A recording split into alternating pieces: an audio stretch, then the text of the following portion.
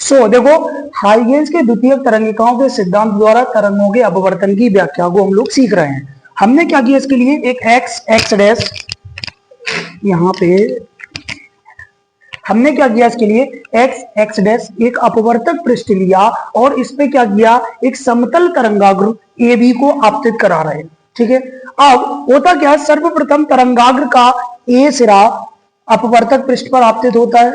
इससे पुनः द्वितीयक तरंगिकाएं दूसरे माध्यम में V2 चाल से आगे बढ़ती है। पहले माध्यम में तरंगाग्र V1 चाल से बढ़ रहा था। मान लिया कि द्वितीयक तरंगिकाएं ए से बी डैश तक पहुंचने में टी समय लेती हैं, ठीक उतना ही समय बी से चलने वाली ए डैश तक पहुंचने में टी समय लेती हैं।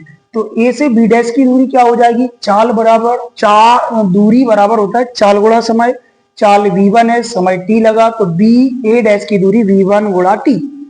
इसी प्रकार से ए से बी डैश की दूरी क्या हो जाएगी, ए से बी डैश की दूरी चाल कितनी है इस बार, V2 है, तो V2 गुणा टी हो जाएगा।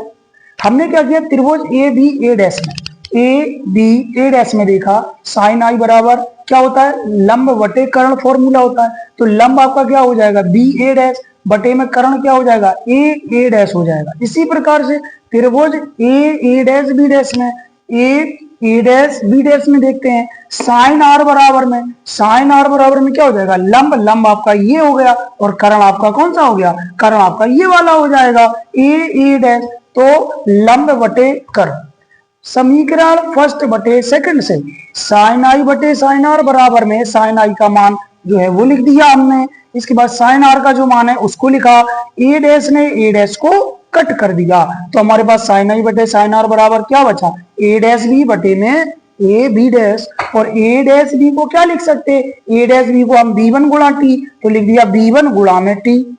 इसके बाद ए बी डैश को V2 गुणा में टी, टी से टी कैंसिल हो गया, तो साइन आई बटे साइन आर बराबर में B1 बटे V2 एक नियतांक हो गया।